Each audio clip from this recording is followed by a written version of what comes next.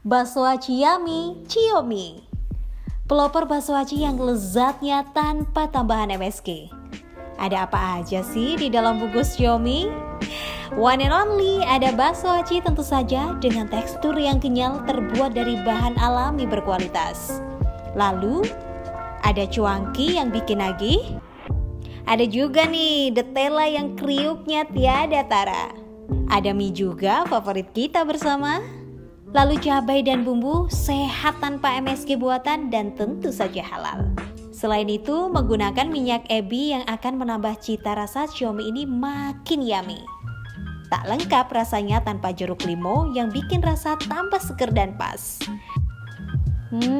Dari baunya aja enak banget. Ini apa sih? Ini adalah bakso aci yummy Ciomi. Ini enak banget.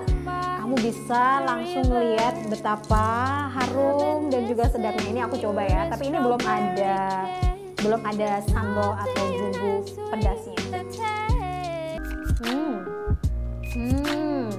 Enak banget. Aku coba pakai yang pedas ya, karena aku pecinta pedas nih. Semuanya aja. Oke.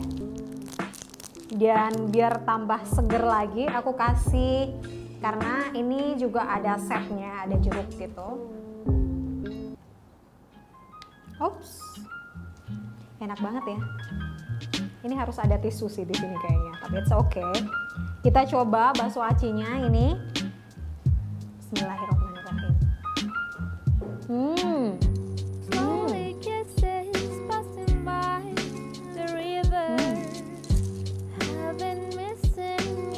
Kenapa sih harus Ciomi? Pertama, Ciomi ini praktis banget. Jadi buat kamu yang nggak pengen dan nggak suka yang ribet-ribet, ini praktis banget. Ini ada yang packaging seperti ini dan juga ada yang dengan isi yang lain, yaitu ada mie-nya. Ini enak banget dan juga praktis. Dan yang kedua, ini dagingnya adalah daging rempah. Jadi buat kamu pecinta yang rempah-rempah, termasuk aku ini suka banget. Dan yang ketiga, ini tanpa MSG. Jadi buat kamu generasi micin di luar sana, ini kayaknya nggak cocok buat generasi micin ya. Jadi buat generasi yang nggak suka micin, ini cocok banget, sehat dan enak banget. Saya coba lagi yang lainnya ya. Enak banget. Bakso aci yummy Ciomi. Tunggu apa lagi? Pesan sekarang juga dan follow Instagram @ciomi_bojonegoro. Jangan lupa ya.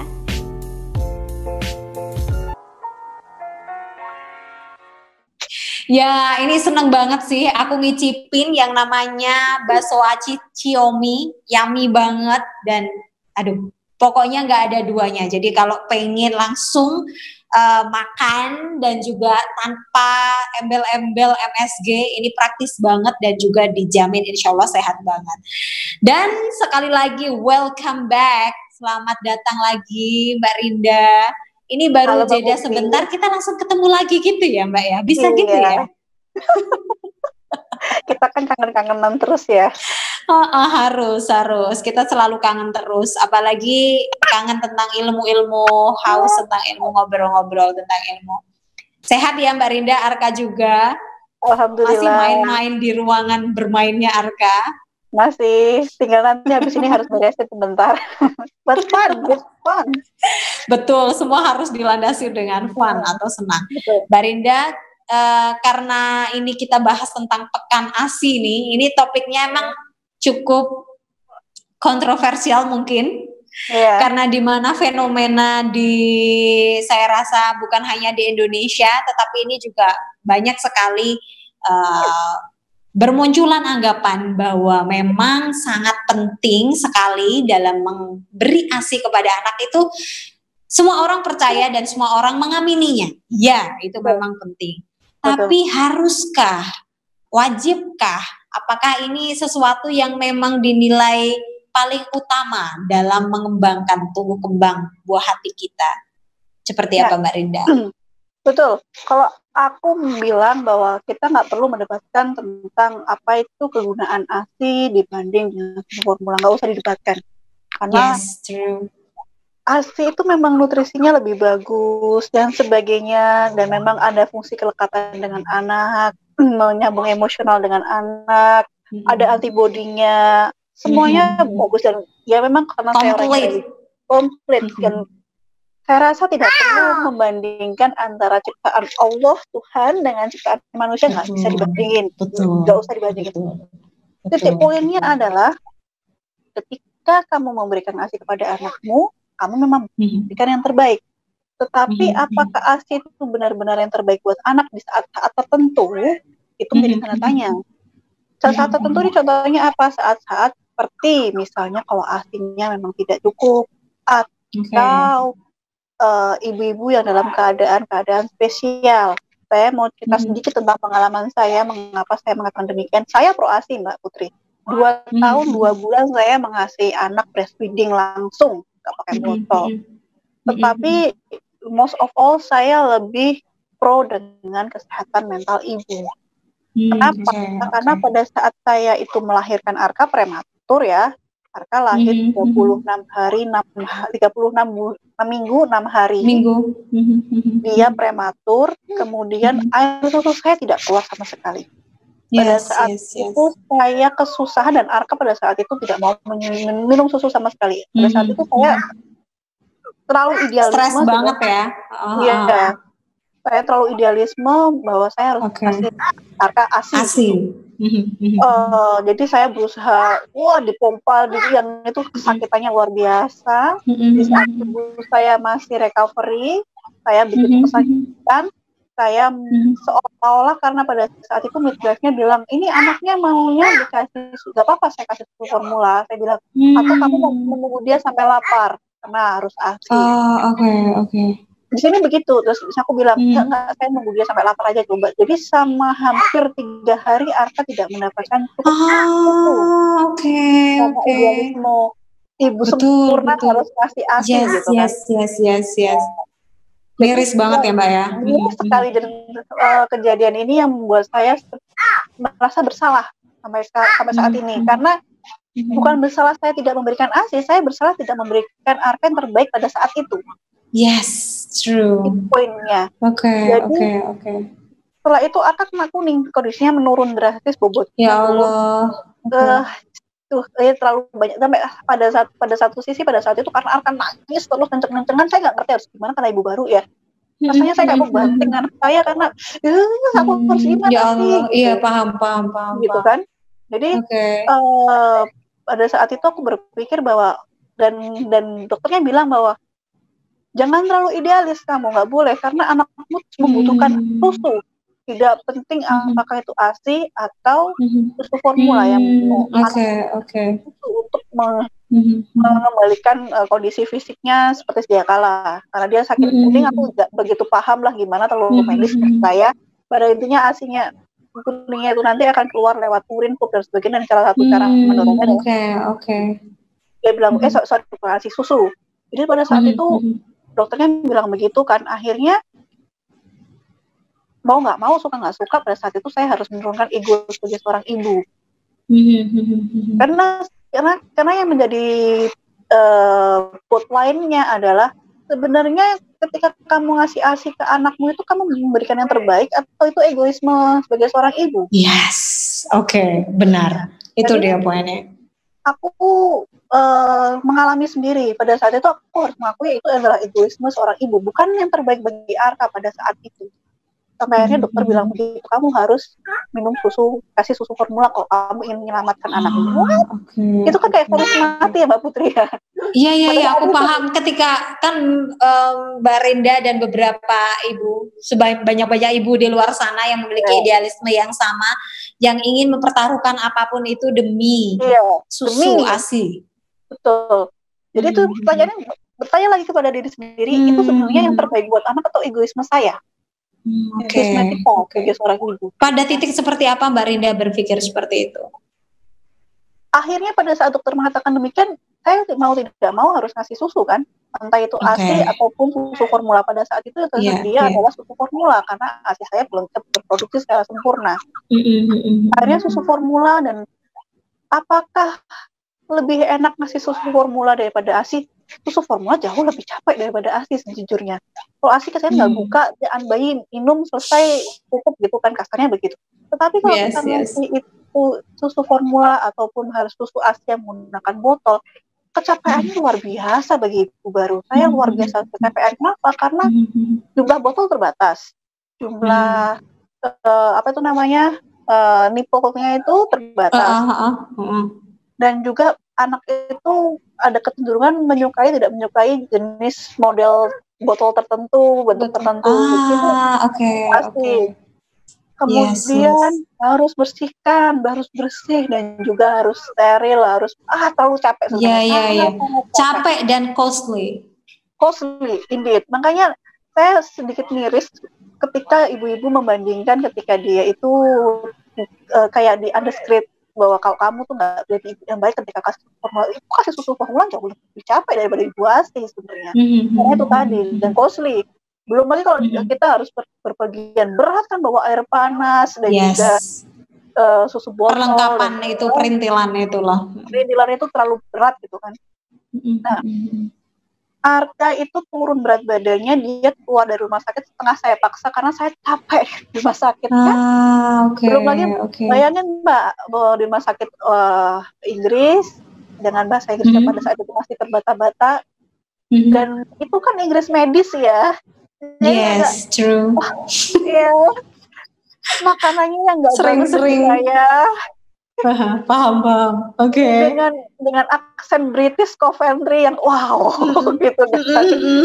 Wow, sih benar-benar overwhelmed situation pada saat itu. Jadi saya pengen pulang gitu, tapi ya Allah, ada setengah memaksa pada Arka itu. Arka agak sedikit turun berat badannya. Dia dibawa observasi itu sampai usia berapa ya, 15-20 hari bolak-balik kita harus ke kayak klinik isi, ke klinik laktasi untuk cek berat badannya, sampai pihak kesehatan di sini yakin bahwa Arka itu in a good hand gitu. Jadi pada saat itu jadi sampai pada saat itu ASI saya sampai kering Mbak. Karena apa? Karena komposisi susu formulanya lebih banyak daripada ASI-nya. ASI, paham. Kering sekali pada saat itu. Cuma pihak kesehatan di sini bilang, it's okay, you do your best. Mau apa? Saya tahu kamu bahwa kamu tuh menginginkan ASI, tapi kamu masih belum mampu. Tenang aja, nanti building up pasti bisa ngasih ASI. Tapi sementara ini yang terbaik bagi anakmu adalah ini. Oke. Dan susu formula di sini tuh terjangkau sebenarnya. Dan itu yang kadang belum dipahami sebagian besar masyarakat di tempat kita ya Mbak Rinda ya, di mana orang tuh ibu yang sempurna adalah yang memberi ASI, di mana ASI itu adalah lebih penting dari segala-galanya itu gitu. Ini mindset yang harusnya bukan, kita tetap menyuarakan bahwa ASI itu penting. Kita bukan berarti tidak menganggap itu ya, kita tetap pro ASI gitu. Tapi ada kalanya di saat memang anak itu terbaiknya adalah tadi ya Mbak Rinda, selain ASI tadi. Lalu Mbak Rinda ketika fase-fase seperti itu, sulitnya itu, apa yang sebenarnya di benak Mbak Rinda selain idealisme itu?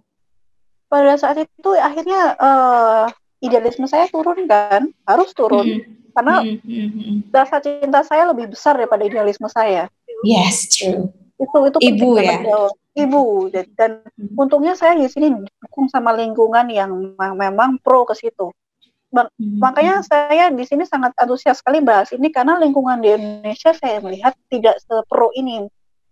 Tanpa bermaksud untuk mengurangi maksud baik daripada ASI. ASI itu luar biasa bermanfaat dan aku tidak mau mendebat itu. Tetapi alangkah baiknya ketika ada seminar tentang ASI dan sebagainya disisipin bahwa it's okay, bahwa ada kondisi tertentu kita tidak bisa memberikan ASI pada saat itu karena kita memberikan yang terbaik. Dan memang kenyataannya begitu. Aku baru bisa full ASI Arka itu setelah Arka usia 2 bulan, dan itu Arka yang memilih sendiri untuk minum ASI. Tandanya gimana? Pada saat saya kasih susu formula, dia nyemburin susunya, nggak mau. Dia lebih memilih. Aduh, Mbak Rinda, aku jadi Ya, benar-benar sangat menyentuh sekali. Tadi barusan saya kepikiran lalu sejak kapan gitu? Ternyata sejak 2 bulan itu ya Mbak Rinda ya. Iya. Itu alamiah ya berarti Mbak Rinda. Maksudnya kayak itu bukan didesain gitu loh. Maksudnya Mbak Rinda tidak mendesain itu 2 bulan dulu itu enggak. Ternyata bisa. Oke. Apa yang dilakukan Mbak Rinda? Apa yang dilakukan? Jadi selama proses 2 bulan itu? Kan sempat minder kan Mbak. Untungnya saya tinggal di UK gitu lah. Untungnya saya tinggal di UK di mana informasinya kita mau tanya apa dijawab dengan sangat baik dan jelas. Saya tanya pada saat itu, apakah ada kemungkinan saya bisa kasih ASI pada anakku pada titik tertentu? Tenang, bisa. Tentu bisa. Tetapi yang harus kamu perhatikan adalah you have to be healthy first. Kamu harus sehat dulu. Oke. Ketika kamu sehat dulu dan anakmu mulai nyaman, itu akan naturally bisa gitu. Bukan. Jadi pada saat itu mereka bilang begini, dan itu luar biasa capek, sangat capek. Kenapa? Karena setelah kan anak itu minum susu 3 jam sekali ya, dan Arpet itu precisely 3 jam sekali selalu minta susu. Susu 30 menit, 30 mili itu untuk 30 menit gitu kan. Jadi aku harus pikirkan sama suami itu 3 jam pertama tuh ASI, 3 jam selanjutnya itu susu formula, 3 jam selanjutnya itu susu formula yang hand milk itu yang ditaruh di yang susu perah, kemudian ditaruh susu. Jadi sering seperti itu selama 24 jam bayangin Mbak. Oke. Berarti kan 24 bagi 3 ada sekitar 8 kali ritme seperti itu. Jadi sip-sipan kan. Pertama susu ASI dulu, kalau saya di rumah sakit malah lebih parah gitu kan. Pertama dikasih ke payudara dulu untuk dirangsang ASINya. Begitu anaknya nggak mau, kasih paksa susu botol gitu. Karena untuk menaikkan berat badan, dan berat badan itu kan sangat krusial bagi newborn kan. Betul. Jadi dipastikan bahwa anaknya kenyang. Kalau bahasa saya kayak agak sedikit gelonggong lah ya, tapi memang iya. Dan itu penting ya ketika usia sekian. Mbak Rinda, ada juga fenomena di luar sana di mana kalau Mbak Rinda kan ini sesuatu yang terjadi, maksudnya kayak ini nggak mau gitu loh, anaknya nggak aslinya nggak keluar karena Mbak Rinda juga dalam kondisi tertentu, juga waktu itu prematur kompleks gitu ya. Tapi ada juga cerita di mana anaknya itu nggak mau minum ASI atau aku nggak tahu ya. Iya kan Mbak, maksudnya kayak tapi dia maunya itu formula atau yang di botol gitu. Iya. Ya kalau aku itu gimana Mbak Rinda? Lalu gimana menyikapinya? Apakah bisa kembali lagi ke ASI atau it's okay? Kalau di sini kampanyenya begini ya Mbak ya, ASI terbaik. Setiap kali aku ikut kelas parenting persiapan sebelum melahirkan, selalu bilang ASI itu terbaik. Tidak usah didebat tentang ASI sama susu formula, tetapi memberikan ASI atau susu formula itu adalah personal choice-mu. Karena kamu yang tahu terbaik bagi dirimu sendiri. Dia selalu bilang dirimu sendiri, kemudian anakmu. Gitu. ASI itu susah dan membutuhkan support system, tapi tidak semua orang bisa mendapatkan privilege support system seperti itu. Itu mana yang paling terbaik buat anak dan kamu. Jadi kalau aku ditanya apakah aku pro ASI, aku pro ASI. Tapi di sini tentu saja. Tetapi di sini dilihat lagi apakah kamu lebih nyaman memberikan ASI langsung ataukah nyaman memberikan ASI menggunakan botol atau malam ini ya sudah pakai susu formula aja karena keadaan saya tidak memungkinkan untuk itu. Oke. Ya benar Mbak Rinda. Jadi tidak perlu merasa sedih atau gundah gulana ya. Mungkin bagi ibu di luar sana yang merasa bahwa ini adalah segala-galanya, ini bukan akhir dari membesarkan anak gitu. Ya. Kalau tadi Mbak Rinda menceritakan bagaimana prosesnya ketika dia buah hati, awalnya minum formula, kemudian ada ritmenya itu hingga 2 bulan itu secara alami. Ada treatment khusus lain nggak Mbak sebenarnya? Mungkin ini bisa juga buat strategi atau tips ibu-ibu di luar sana yang juga kesulitan ketika memberikan ASI. Kalau secara saintifik atau ilmiah itu memang akan kembali natural ke ASI tadi itu gitu ya Mbak ya sebenarnya? Aku nggak tahu. Preference anaknya gimana sebenarnya? Jadi Oke. memang anaknya nanti akan memilih kan, dia memilih lebih nyaman menggunakan susu botol. Susu botol kan bisa diisi ASI sebenarnya, atau direct breastfeeding. Biasanya anak akan lebih menyukai direct breastfeeding karena akan ada kelekatan, Oke. merasakan kehangatan. Dan memang secara psikologi anak itu kebutuhan anak akan susu sama dengan kebutuhan anak akan kelekatan. Oke. Ini poin pentingnya. Iya ya, itu poin pentingnya. Tapi gimana ceritanya jika anak itu sendiri yang memilih tidak melekat gitu? Saya nggak tahu. Ini ada beneran kisah nyata. Aku tidak bisa menyebutkan siapa gitu. Ada orang yang sangat saya kenal gitu.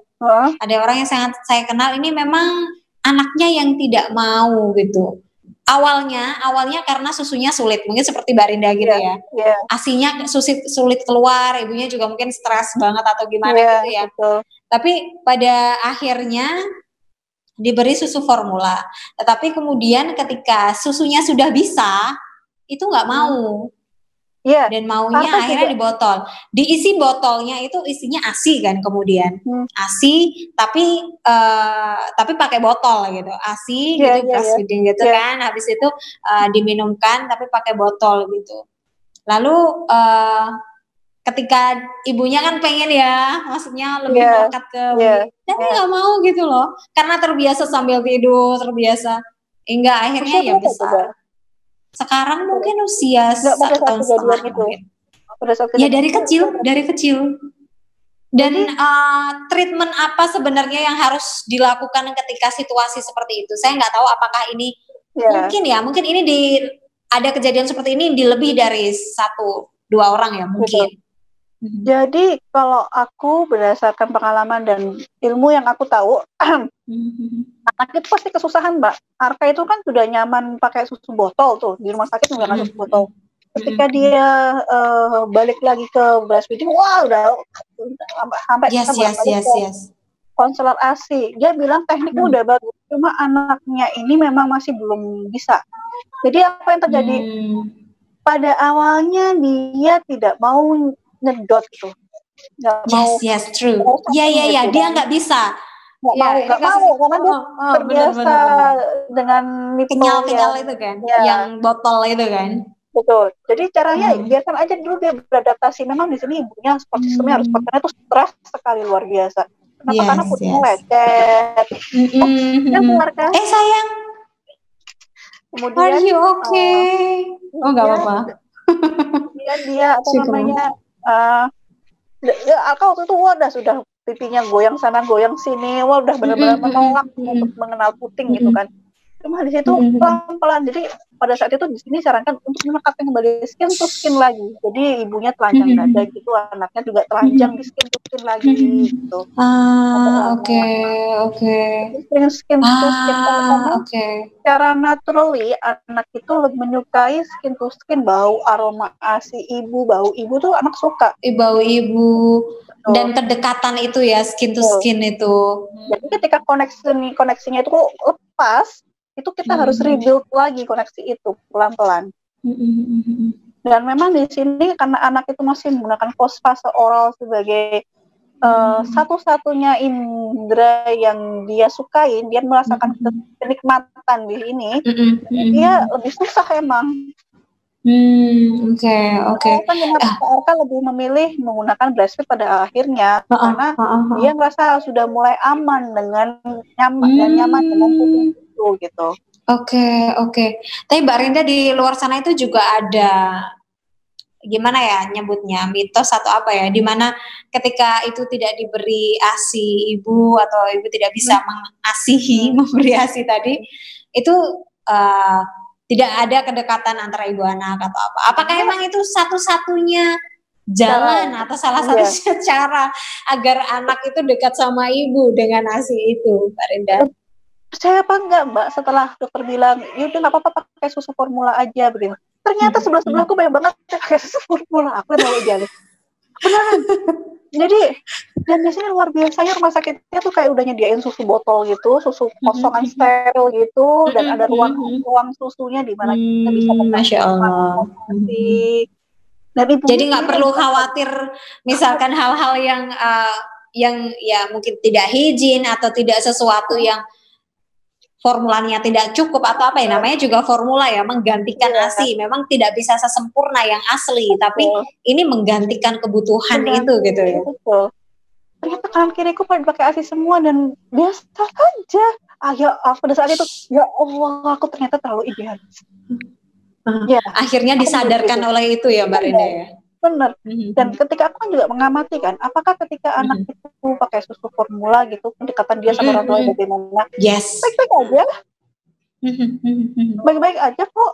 Mereka ibunya malah karena dia sudah forgiveness ya sudahlah mungkin, atau bisa jadi karena dia personal choice, karena dia lebih memilih ASI karena berbagai susu formula dengan berbagai pertimbangan tertentu, dia lebih happy dengan tindakan parentingnya, akhirnya hubungannya baik-baik aja.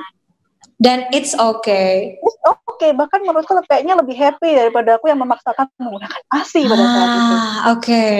Jadi yang pertama, poin yang penting tadi yang Barda sempat bilang adalah yang penting itu terbaik untuk kamu.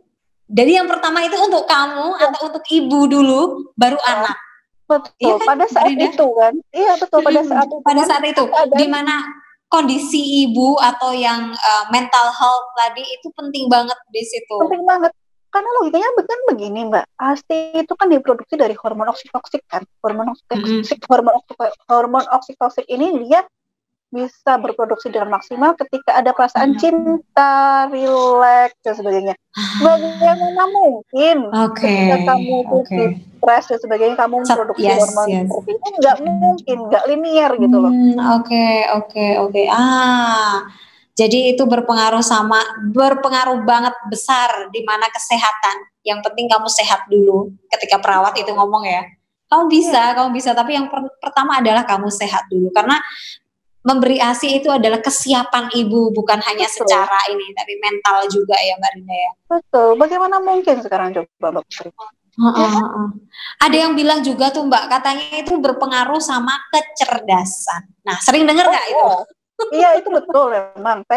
Saya pun sebenarnya pada salah satu motivasi idealisme saya khawatir ya kan? Khawatir ke situnya dan secara klinis memang mengatakan ASI itu lebih bagus memberikan kecerdasan daripada formula. Ya kita nggak bisa membantah itulah, itu betul. Tetapi ketika saya belajar tentang ilmu psikologi anak lagi, ternyata anak itu berkembang dengan banyak faktor. Pertama adalah genetik, itu lucu banget dia pengen gabung sama kita tahu. Iya, asiknya kerja begini ya Mbak ya sambil ngomong anak biar bener. Pertama adalah gen, kita nggak usah bantah mengenai gen. Kemudian adalah bagaimana cara kita memberikan yang terbaik, gitu kan? Pada saat itu kita memang berusaha untuk memberikan semuanya yang terbaik, memang. Betul. Nalurinya kan begitu. Yes, true. Kemudian lingkungan dan sekitarnya, pendidikan yang didapat, dan yang terakhir, faktor penting terakhir adalah kemauan anak itu sendiri.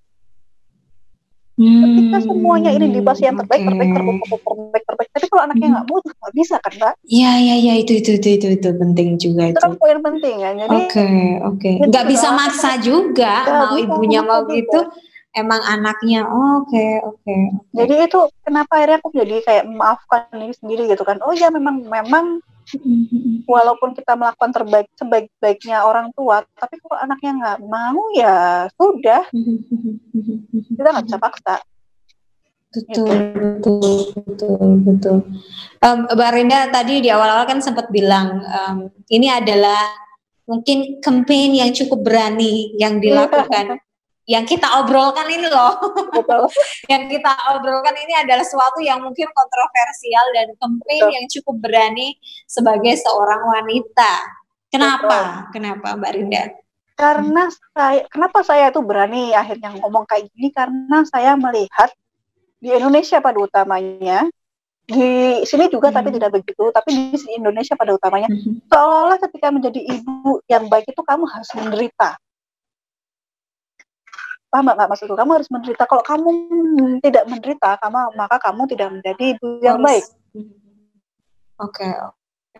Contoh nih, miris memang contoh. Ketika namanya newborn itu kan capek begadang ya ketika kita curhat. Aku capek nih begadang, anak nggak mau tidur gitu kan. Orang pada umumnya akan mengatakan, ya begitulah jadi ibu baru. Kamu Itulah jadi ibu nana itu. Jadi seolah-olah sanksi itu adalah kamu sudah menderita. betul. Jadi kalau kamu belum menderita menjadi ibu, maka kamu belum menjadi ibu yang baik. Tuh. Terus kalau seandainya melahirkan aja, kalau seandainya melahirkan itu kan kemarin sempat bahas masalah melahirkan tanpa trauma ya. Tapi life is messy, Mbak. Kita nggak bisa memprediksi kita sejauh apa gitu kan. Ketika kita berharap kita itu sudah memberikan yang terbaik, melakukan yang terbaik, tetapi hasilnya tidak baik, kan sedih gitu. Apalagi lingkungan ngomongnya begitu kan. Halo Mbak Putri. Halo? Ya. Mbak, sorry, ya. I'm back. Ya, jadi kayak ibu melahirkan, kemudian ternyata pada saat prosesnya dia tidak bisa melahirkan secara normal, pakainya sesar. Orang-orang bilang kamu kurang tidak bisa menjadi ibu yang sempurna, atau melahirkan normal tetapi pakai epidural kayak aku.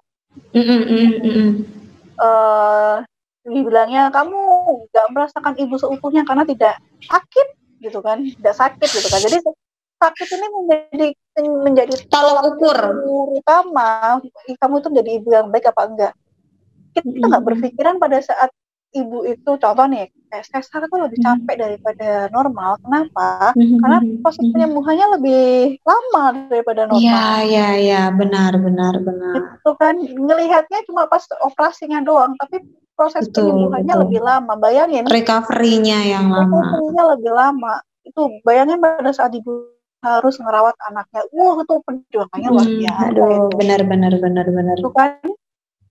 Atau jadi hanya pada saat itu saja gitu. Dia orang-orang tuh tidak memperhatikan setelah fase itu apa yang terjadi setelahnya. Kemudian betul. Mempelajari ASI pertama kali itu ada pengalaman ibu yang lain gitu kan. Dia itu proses mengasihinya sampai putingnya berdarah-darah. Oke. Itu pasti bukan suatu yang menyenangkan dan membahagiakan ya Mbak Ida. Gitu. Bahkan katanya dia itu harus minum obat antibiotik karena berdarah-darah gitu tadi. Masya Allah, kasihan banget. Keluarganya udah mengatakan bahwa sudah stop dulu, nggak apa-apa. Ibunya mengatakan demikian. Kemudian papanya bilang nggak apa-apa, kamu pakai susu formula aja. Tetapi dia tetap idealisme sebagai seorang ibu kan memperhatikan yang terbaik ya. Dikasih. Betul. Sampai dia giving up gitu kan. Dan sampai saat ini dia masih tidak bisa memaafkan dirinya sendiri karena dia tidak. Lagi ibu yang lain yang mengatakan, saya kan dulu depresi ya, karena nggak bisa tidur ya. Akhirnya dirasapin obat antidepres yang di situ katakan bahwa ketika kalau kamu ibu menyusui nggak boleh minum obat ini gitu. Aku bilang aku di antara kalau saya disuruh milih obat itu atau menyusui, aku akan lebih menyusui daripada obat itu gitu. Dia bilang tapi resikonya begini-begini, enggak, aku bisa handle diriku sendiri sama aku menyusuin anak. Tapi aku salah ternyata. Karena apa? Karena kalau aku emosi, jadi tidak cinta dan sebagainya gitu. Akhirnya rebuild lagi rasa cintaku sama Arka gitu lah intinya. Prosesnya Iya. Ada ibu yang bahkan dia menahan tidak minum obat karena dia menyusui. Memang. Ya. Karena khawatir berdampak kepada anak yang betul. Memang dikatakan obatnya ada yang tidak berdampak kepada anak. Ada memang. Tapi keadaan psikologis ibu itu kan kalau kita minum obat kan takutnya gitu kan. Takutnya itu kan satu hal yang tidak kita itu kan hal yang tidak terpikirkan oleh kita. Jadi dia menahan dirinya agar dia tidak minum obat. Sampai dia mengatakan demikian. Ketika seorang bayi itu lahir, maka jiwa seorang ibu mati, ada satu jiwa yang mati gitu. Menarik karena saking menderitanya dia, jadi dia merasa jiwanya mati. Kasihan kan Mbak, maksudnya itu iya miris banget. Kenapa harus ada fenomena itu terjadi? Ini di mana dulu sejarahnya? Siapa yang pertama kali mencetuskan Iya Karena nggak sih? karena sosial media luar biasa kampanye mendeskripsikan ibu itu, ibu harus menderita. Ibu yang sempurna adalah ibu yang bisa melahirkan secara gentle birth. Ibu yang sempurna adalah ibu yang bisa ngasih susu langsung dari payudaranya, breastfeed langsung. Ibu yang sempurna adalah ibu yang bla bla bla. Kalau begitu, artis mengkampanyekan kemudian otak kan, oh jadi kayak begini ya yang benar, jadi kayak begini yang benar. Lupa bahwa kita itu tidak dalam satu kompetisi, lupa bahwa kita ini sebenarnya itu berjalan banget. pada track kita sendiri. Yes. Kehidupan ini bukanlah kompetisi, karena benar kata Mbak Rinda tadi, maksudnya ini semua tuh udah punya jalannya masing-masing gitu loh. Anak satu nggak bisa disamain dengan anak yang lainnya, karena semua punya keunikan sendiri-sendiri seperti episode sebelumnya ya. Lalu sekarang juga bagaimana cara ibu membesarkan anak juga punya caranya sendiri-sendiri gitu loh. Nggak bisa disamaratakan, semua harus mengasihi itu tadi. Karena kondisinya beda-beda kan, beda-beda. Ada lagi kondisi yang namanya dimer, kalau nggak saya dimer. Ini kondisi yang sangat jarang, di mana itu ketika kan harusnya kalau ketika kita menyusui hormon oksitosin keluar tuh. Dan pada saat kita itu, istilah medisnya nggak begitu paham ya, kemudian pada saat bayi itu sudah mulai titik kenyang, maka hormon oksitosin kita keluar banjir gitu. Jadi tanda-tandanya kita mulai mengantuk, nyaman dan sebagainya. Nah, pada keadaan dimer ini adalah ketika saat seperti itu hormonnya nggak keluar. Jadi kita malah rasanya sebel, capek, pusing dan sebagainya ke anak gitu. Nah, itu memang seyogyanya ketika kita memaksakan ASI itu maksimal 6 bulan. Karena pada saat ASI kita emosi gitu kan. Oke. Dan itu keadaan-keadaan yang tidak banyak dibahas di Indonesia. Bahkan saya tahunya juga barusan aja, oh ternyata ada kondisi seperti itu. Jadi jangan mudah mengatakan ibu gagal ketika ibu itu tidak mengasihi gitu kan. Beri dia semangat. Yes, benar. Gitu. Karena sejatinya dia pun tahu bahwa kondisi nutrisi ASI maupun susu formula itu beda. Sejatinya tahu dan dia sudah merasa bersalah di situ. Jangan membuatnya menambah lagi. Iya gitu loh. Jangan menambah beban itu. Benar. Lalu ada nggak cerita-cerita yang menurut Mbak Rinda di fenomena di luar sana, khususnya di Indonesia, atau mungkin kita patut belajar dengan keadaan yang ada di UK? Ada nggak Mbak Rinda? Kalau di UK ini kebetulan mereka karena campaign mental health. Jadi ada kalimat WTO begini yang mengatakan tentang hak asasi anak. Berikan yang terbaik sesuai dengan anakmu, best intention for your child. Dan ini banyak diartikan bahwa anak itu harus menggunakan ASI karena memang yang terbaik bagi anak adalah ASI. Betul. Saya tidak akan membahas itu. Hanya saja seperti saya bilang tadi bahwa berikan yang terbaik pada anak sesuai pada keadaannya. Kita tidak bisa memaksakan anak itu memberikan ASI pada keadaan-keadaan kita yang lagi berantakan gitu kan. Kalau di sini betul. Itu tadi. Kalau di sini itu untungnya aku pada saat itu malah didukung, dipaksa orang-orang maksa aku pulang. Tapi ketika aku itu cross story sama teman-temanku yang di Indonesia, mereka ketika kayak minum pil pahit, nyataan bahwa mereka tidak boleh minum ngasih susu formula gitu loh Mbak. Dan perasaan bersalah itu akan terbawa terus-terusan loh. Nah, iya betul. Dan itu yang berperan penting adalah orang terdekat dan lingkungan yang ada ya toh Mbak Rinda, di mana itu miris banget sih, banyak itu nggak cuma di lingkungan terdekat kita, aku rasa hampir di semua wilayah di Indonesia itu banyak banget fenomena itu. Dan kalau berdasarkan penelitian, balik lagi kita biasanya penelitian itu anak itu, jadi ada eksperimen ketika ada bayi monyet umur 10 hari dilepas dari ibunya, butuh ASI kan, kemudian dikasih 2 model kayak model boneka dari wire gitu, apa sih, kabel. Yang pertama itu mesti ASI, yang pertama itu dia dililiti sama handuk lembut gitu. Oke. Kemudian dipaparkan itu selama lebih kurang 1 bulan sampai 2 bulan. Kemudian peneliti itu ngasih eksperimen ketika ada ancaman tuh datang kayak bunyi bang bang bang bang bang bang gitu. Kemudian diganggu lah bayinya si bayi monyet itu. Dilihat bayi monyetnya itu dia lebih lari ke robot yang kasih AC atau yang handuk gitu. Ternyata eksperimen si bayi monyet ini lebih lari ke handuk. Jadi dengan demikian kebutuhan akan ASI ini equal sama butuhnya kebutuhan dengan akan sentuhan. Iya. Sama butuhnya. Nah, oke. Jadi ini masih bisa tersubstitusi dengan susu formula dengan keadaan-keadaan tertentu. Ini tidak bisa.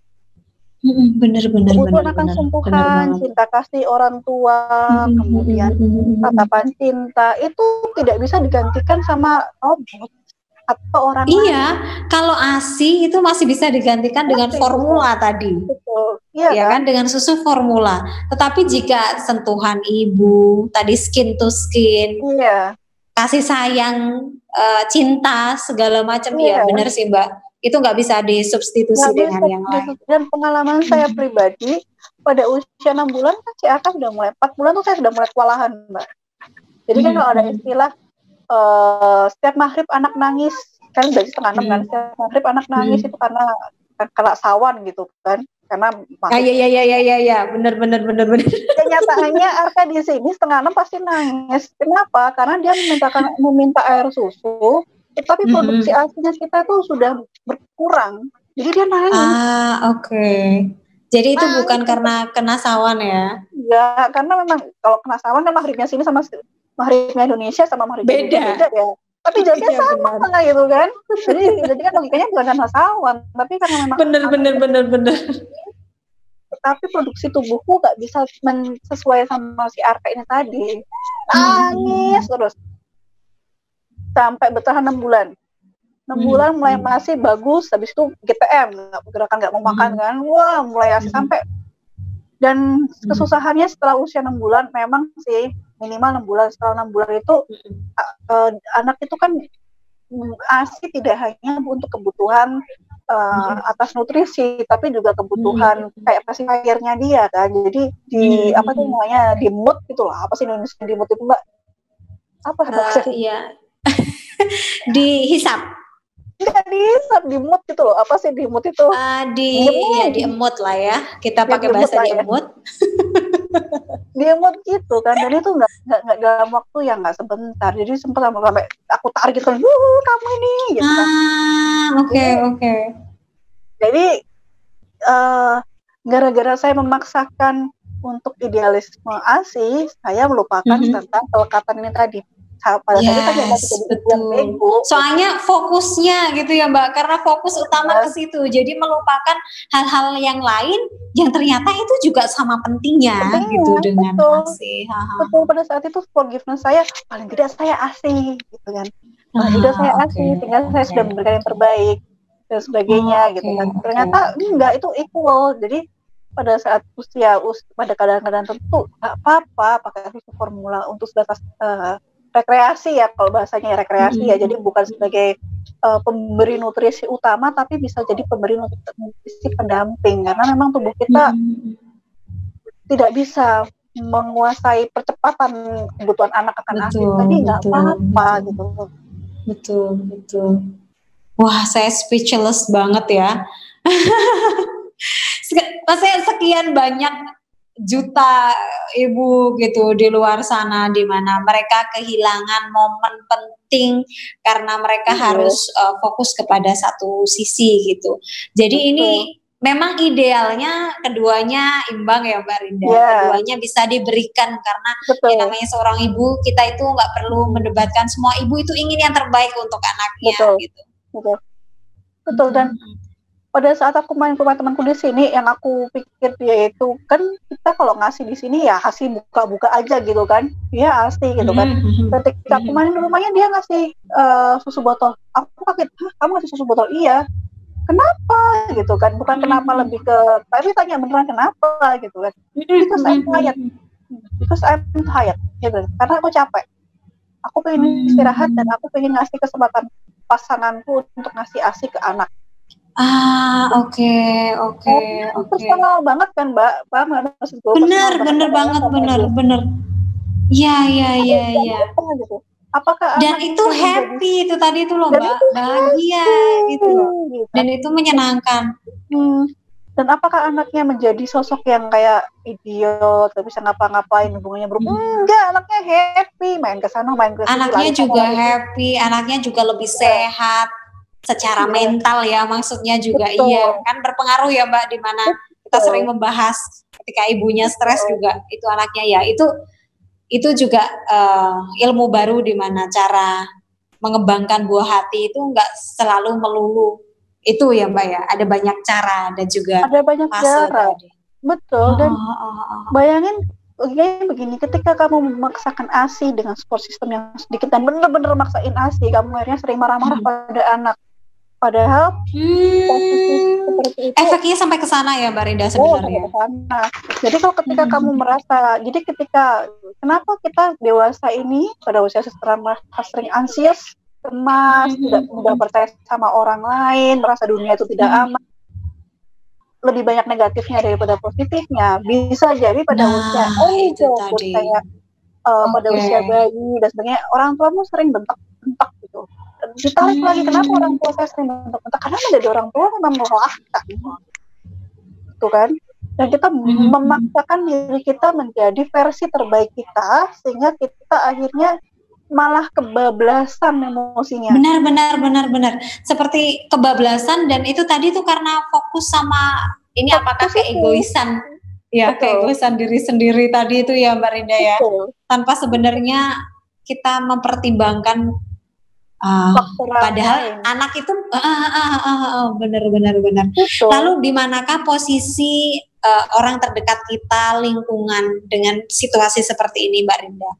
Kan penting banget ya bagaimana mereka ini membuild up fenomena ini atau konstruksi berpikir ini gitu. ASI itu membutuhkan support system yang luar biasa. Bayangin ketika seorang ibu baru, dia harus ngasih ASI di saat dia harus recovery badannya, di saat dia harus mengurusi rumahnya, di saat dia harus mengurusi suaminya, atau malah dia diharuskan mengurusi saudara anak-anak yang lain. Terlalu banyak yang terjadi. Mungkin satu badan bisa menampung segitu banyaknya. Dan secara psikologis memang kita akan menyerang subjek yang paling lemah, dan di situ adalah anak. Ketika kamu itu kelihatan akan menyakiti anakmu sampai beneran kayak ada namanya kan kayak head shake syndrome di sini. Gitu kan, karena kita lebih berbahaya. Kenapa? Karena kerangkanya kan masih belum tumbuh sempurna. Ya, belum sempurna. Otaknya kocak, goyang. Itu juga berbahaya. Jadi logikanya mana yang lebih penting? Seperti saya selalu bilang kan, choose your war, not your battles. Mana perangmu? Kamu menginginkan anakmu yang sehat ataukah idealismemu? Mana yang lebih kamu pilih? Kamu kelepasan emosinya sampai kamu tidak secara sengaja menyakiti anakmu, atau kamu berdamai dengan dirimu, ya sudahlah, memang saya mampunya segini. Choose your war, gitu kan. Pilih yang paling bijak gitu. Ya itu tadi sih, memang semua itu kadang nggak selalu benar gitu loh, dengan apa ya kan Mbak Rinda, maksudnya dengan apa yang terjadi di lingkungan yang dipercayai banyak orang itu nggak selalu sepenuhnya benar dan diaplikasikan kepada kehidupanmu itu enggak, karena yang menjalani ya kamu. Dan itu yang terbaik untuk dirimu dan keluargamu dan buah hatimu gitu. Contoh terbaik kayak gini, ASI sama susu formula, aku agak sedikit radikal ya ngomongnya akhirnya begini. Sama kayak kita bayangin antara melahirkan normal atau sesar. Itu is your personal choice. Kamu tahu mana yang terbaik. Pilih mana yang terbaik buat anakmu pada saat itu bukan idealisme. Iya, betul.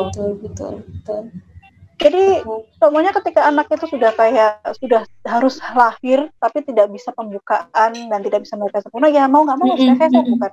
Yes, Tapi kalau sebenarnya kamu tidak ada kendala apa-apa dan juga sesar, ya nggak masalah, itu tubuhmu. Karena kamu tahu sendiri resikonya habis itu bagaimana. Iya, benar. Bahwa ASI itu memang diciptakan sebaik-baiknya susu bagi anak. Ketika kamu ngasih susu formula, tidak akan lebih baik daripada ASI. Yes, tetapi kita paham itu sudah.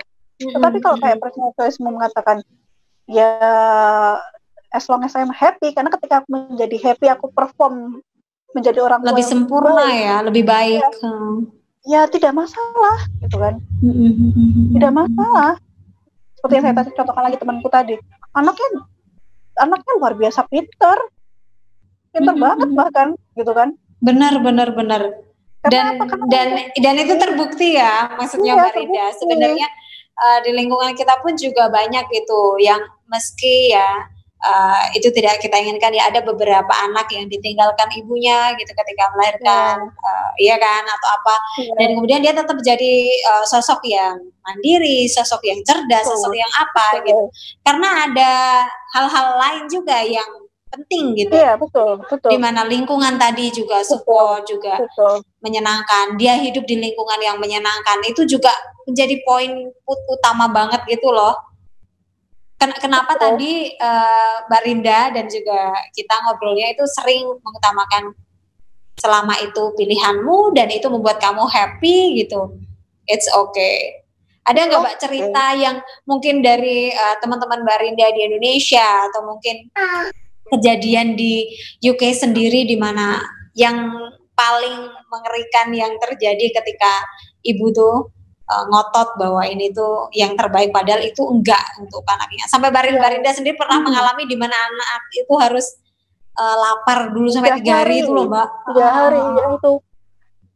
Ada nggak Mbak cerita-cerita lain yang mungkin ini bisa juga jadi inspirasi bagi orang yang nonton kita? Saya sudah ceritain tadi. Ada ibu yang dia itu kena anxiety yang berdarah-darah itu, bukan perinatal anxiety, karena dia itu merasa pertama dia itu konfliknya adalah dia takut mati, takut siapa yang ngerawat anaknya, dan itu kan sebenarnya konflik yang normal ya. Akhirnya dia harus memaksimalkan momen terbaik sama anak sebaik-baiknya. Itu aku dulu pernah mikir kayak gitu, Mbak, aku takut anakku mati, jadi setiap hari ini tuh saya maksimalkan sebaik mungkin. Tapi kenyataannya nggak jadi baik, cuma sering marah-marah. Paham. Jadi malah kayak antitesis gitu ya, Mbak ya? Apa yang oke. Dan itu karena apa, Mbak? Kalau dibilang apa yang menyebabkan itu seperti itu? Egoisme, karena kita kan pengennya manusia pada dasarnya kan pengen semuanya super perfect, apalagi dia pada dasarnya perfeksionis. Kalau saya boleh ngomong, bahkan ibu-ibu yang punya keadaan khusus mental health ini tadi dasarnya adalah orang-orang yang perfeksionis. Paham. Adalah orang yang perfeksionis. Wah, saya langsung koreksi diri. Saya langsung koreksi diri. Karena pada saat menjadi ibu kita tidak bisa menjadi perfect. Kita tidak kita tidak bisa menjadi perfect, dan di saat itu tuh kita tidak bisa membentuk sesuatu sesuai dengan plan kita loh, dengan imajinasi kita, dengan keinginan kita, di mana buah hati itu beda dengan kita, ya tuh Mbak. Benar. Nah, aku pengalaman aku buat riset sederhana ya. 80-90% orang ibu-ibu yang terkena kesehatan mental itu adalah orang ibu-ibu yang perfeksionis. Dia punya gambaran jelas, deskriptif sekali tentang bagaimana cara dia melahirkan, merawat anak dan sebagainya. Dan kenyataannya ketika itu tolak belakang daripada gambaran dia tadi, dia merasa stres karena salah satu kebutuhan emosional manusia adalah kebutuhan untuk mengontrol.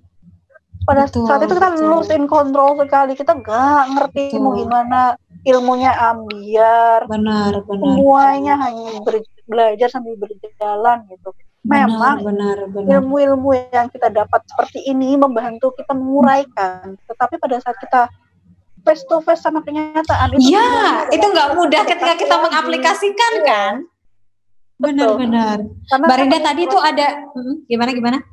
Karena pada saat kita mengaplikasikan ini tuh ya adaptasi lagi sesuai dengan kebutuhan anak gitu kan. Iya. Kita tidak menjadi diri kita lagi seutuhnya karena kita sedang bersama seseorang yang baru, yang unik, yang memiliki keistimewaan itu. Tadi tuh ada hal yang dimana orang rata-rata 80-90% itu adalah orang yang perfeksionis. Karena sebenarnya secara mental itu sebenarnya perfeksionis itu juga ada sedikit kelebihan tadi itu ya Mbak ya. Secara mental itu karena dia tuh capaiannya selalu dia memiliki standar tersendiri dan daya stresnya tuh juga tinggi ketika kan. Di apapun itu sebenarnya. Maksudnya kita lagi membicarakan diri kita sebenarnya. Mungkin. Dan perfeksionis ini tadi tidak lahir secara naluri ada dalam darah kita. Perfeksionis itu lahir karena pola parenting yang tidak tepat.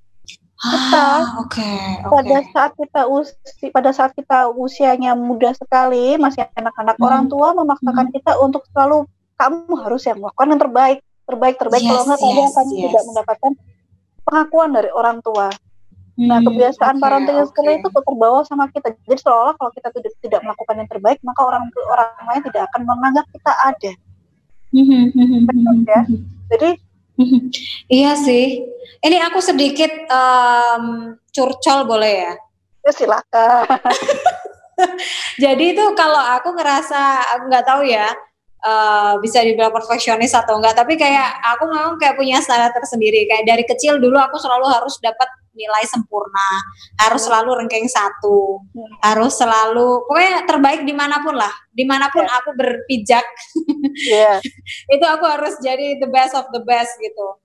Dan sebenarnya pada dasarnya kedua kakakku beda jauh sama aku, sangat slow, sangat santai, enjoy life gitu. Dan orang tuaku sangat tidak ini seperti itu gitu. Maksudnya it's okay, santai gitu, santai. Maksudnya kedua orang tuaku sebenarnya kayak gitu loh Mbak. Tapi kayaknya aku sendiri yang aku ngerasa aku nggak tahu sih dulu seperti apa. Tapi kayak aku ngerasa aku sendiri yang memaksa diriku untuk lari gitu.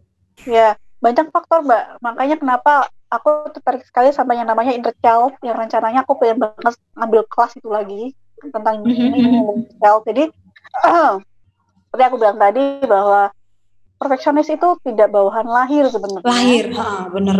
Bawaan lahir. Bisa jadi kalau kondisinya seperti Mbak Putri ini kayak ada sibling rivalry gitu kan. Jadi Mbak Putri mungkin kan anak bungsu, pengen dilihat makanya harus perfeksionis. Bisa jadi karena itu mungkin ya. karena itu ya psikolog yang bisa gali pelan-pelan sebenarnya. Kenapa bisa perfeksionis? Tapi hipotesis awalnya kira-kira bisa begitu. Karena memang perfeksionis ini tadi tidak bawaan lahir. Betul. Kita ini dipaksa lingkungan untuk berbuat perfect mungkin karena memang campaign, iklan, parenting, kemudian lingkungan kan pada dasarnya manusia memang pengen terlihat menonjol daripada manusia yang lain. Dan pada saat titik pembeda itulah kita berusaha untuk selalu perfect. Begitu tidak perfect, kita merasa menjadi manusia yang tidak berguna lagi. Benar. Itu 100 banget. Terima kasih. Aku maksudnya untuk itu kayaknya langsung 4 ya. Bukan 100-nya untuk Mbak Rinda. Maksudnya Mbak Rinda 100 banget mendeskripsikan tentang saya gitu loh. Bukan mendeskripsikan tentang orang gitu. 100-nya tetap buat Mbak Rinda. Maksudnya 100 banget itu mendeskripsikan tentang saya. Kan orang-orang bisa jadi beda ya perfeksionisnya di mana gitu kan. Nah, jadi ya itu. Dengan begitu orang itu akan lebih perfeksionis ke hal yang membuat dia bangga menjadi seorang manusia. Itu normal, lumrah kok. Tetapi akan menjadi masalah ketika dia merasa bahwa dia tidak bisa perform bagus, kemudian dia makna dia menjadi manusia akan hilang. Nah, poinnya itu kan betul. Itu poin di mana itu challenging juga sih, di mana ketika saya tuh harus recovery dari ya itu ya kekecewaan atau apa gitu ya, sambil belajar juga kan sama Mbak Rinda. Terus kita balik lagi ke topik awal. Tadi sedikit curcol. Balik ke topik awal di mana haruskah gitu ketika ada pertanyaan. Tadi kita sudah menjawab ya, betapa banyak hal penting di luar sana yang bisa menggantikan atau mensubstitusi ASI gitu, dimana itu dengan formula, lalu dengan kasih sayang dan sentuhan orang tua. Adakah hal penting lain yang kita lewatkan, Mbak Rinda, selama kita ngobrol tadi? Bentar ya. Bentar kamu. Gak apa-apa Mbak. Dia membutuhkanmu lebih daripada aku. Oke. Hal penting apa yang lebih penting daripada yang kita lupakan? Mungkin yang banyak orang juga nggak tahu di sini, yang mungkin hanya beberapa orang yang tahu fenomena terakhir mungkin apa? Sebenarnya kegiatan parenting yang paling penting adalah pertama menanamkan nilai, yang kedua adalah menciptakan momen indah bersama. So sweet banget sih Mbak Rinda. Gitu. Oke, lanjutkan. Jadi sini pilihlah mana yang paling nyaman buat antara kamu dan anakmu. Kalau seandainya ASI membuatmu nyaman, bagus, lanjutkan sampai 2 tahun, sampai 10 tahun. Kalau mau lebih panjang lagi boleh, terserah gitu kan. Tetapi kalau memang pada kenyataannya kamu lebih banyak sering marah-marahnya daripada anak, kepada anak, pada saat mengasihi, pertimbangkan lagi. Apakah kamu ini ingin memiliki momen yang indah bersama anak apa enggak? Apakah itu benar-benar yang terbaik bagi anak, bukan? Pengalaman dulu ibuku tuh memaksa harus memakai ASI karena memang aku kan pada saat itu alih susu sapi ya. Jadi pakai ASI. Ibuku cerita kegiatan parentingnya selama 2 tahun 2 bulan mengasihi tidak menyenangkan dan itu sepertinya pada saat Mbak Dila yang tentang minim trauma kan menjelaskan berkaitan dengan kegiatan parenting kita, akhirnya kita menjadi sering sama aku. Benar melampiaskan itu ya. Tuh. Aku tidak nyalahkan ibuku, tapi aku memahami memahami situasinya, bukan harusnya ibu begitu, bukan karena situasinya. Akhirnya setelah Mbak Rinda juga paham, mungkin semoga juga orang di luar sana juga paham dengan situasinya seperti itu sehingga saling memahami semua ya. Betul. Semua jadi bahagia. Jadi membesarkan anak itu adalah kita seperti lari maraton. Panjang dan kita harus benar-benar menyiapkan energi kita sampai ke garis finish. Jangan dihabiskan energi kita ini tadi di masa-masa awal aja, karena kegiatan parenting itu panjang sekali. Dan tujuan dari parenting seperti saya tadi bilang adalah menciptakan nilai keluarga, nilai-nilai penting dan juga menciptakan momen-momen yang indah. Ini choose your word. Oke. Iya, Mbak Rinda, bener banget. Aduh, seneng banget sih hari ini full of ilmu gitu. Mbak Rinda, ada lagi tambahan mungkin di sesi ini? Terima kasih banyak. Iya, ASI penting, tapi mental health ibu tuh lebih penting menurut saya. No health without mental health. Yes, itu tidak bisa digantikan oleh apapun. Iya, terima kasih banyak Mbak Rinda. Sudah menemani ngobrol-ngobrol dan tentu saja ini semakin asik sekali. Semoga kita semakin rutin dan nanti ngobrol hal-hal yang lebih seru-seru lagi. Terima kasih ya Mbak. Salam buat Arka. Cucu sayang dari Onti. Bye-bye Arka. Bye-bye. Makasih ya Mbak Rinda sudah mampir di Putri Megawati Channel. Kita ketemu lagi minggu depan.